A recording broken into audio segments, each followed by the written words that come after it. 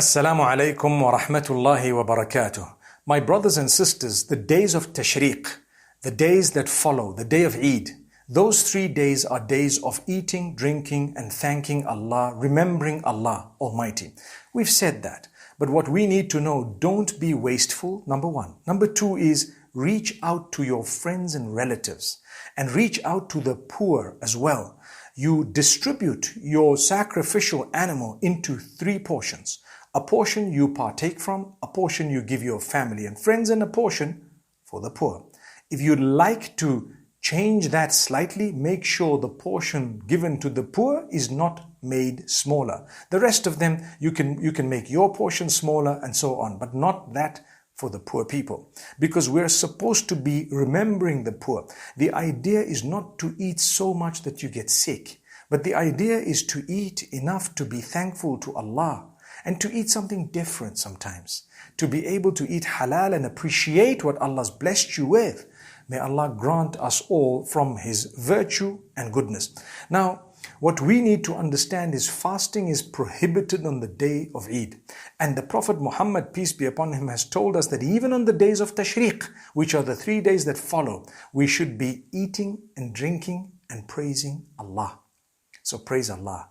And I've mentioned how after every prayer we say, Allah is the greatest, Allah is the greatest, Allah is the greatest. There is none worthy of worship besides Allah. Allah is the greatest, and indeed unto Him belongs all praise. That's what we say. May Allah grant us from His goodness. My brothers and sisters, these were the days, the 10 days of Dhul Hijjah that we spoke about. And I mentioned quite a few points regarding these 10 days of Dhul Hijjah. May Allah Almighty bless us all with goodness. There are a few differences among the scholars regarding some of the matters. When you hear something slightly different, let's not make it a means of hatred and a means of name calling, but rather we learn and we follow what we believe is the most correct according to the scholars we've learned from, and according to what we believe is taken from the authentic sources of Islam. May Allah subhanahu wa ta'ala make us all from among those who take heed. Let me explain. After the month of Dhul Hijjah, we will enter Muharram. Muharram is also one of the prohibited months.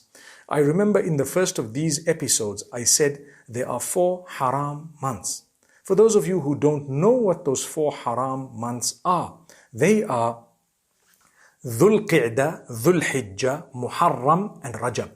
So 3 of them are in a row, the 11th month, the 12th month and the 1st month of the calendar, and then Rajab.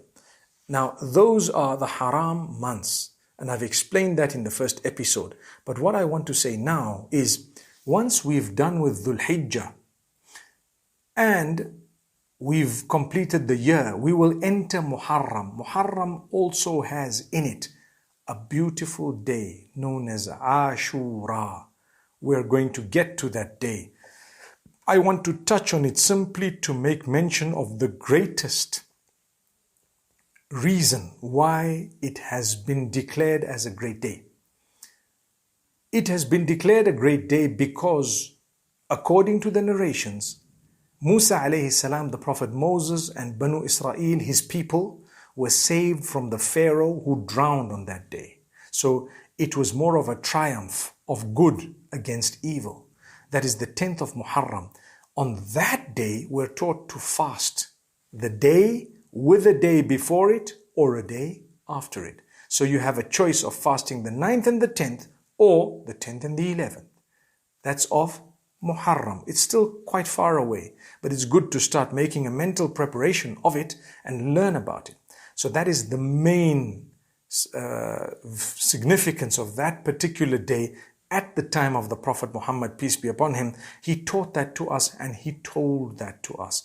And similarly, we must make sure we understand that in the books of history, later on that particular day, there was a disaster that occurred that we also speak about and we're very saddened by, where the martyrdom of Al-Hussein ibn Ali radiallahu anhu took place also on the same day. But Like we say, we're very saddened. We need to learn lessons from what happened there. May Allah subhanahu wa ta'ala protect us all so that we don't repeat the infighting among the Muslims and we actually spread love and good understanding and tolerance within one another.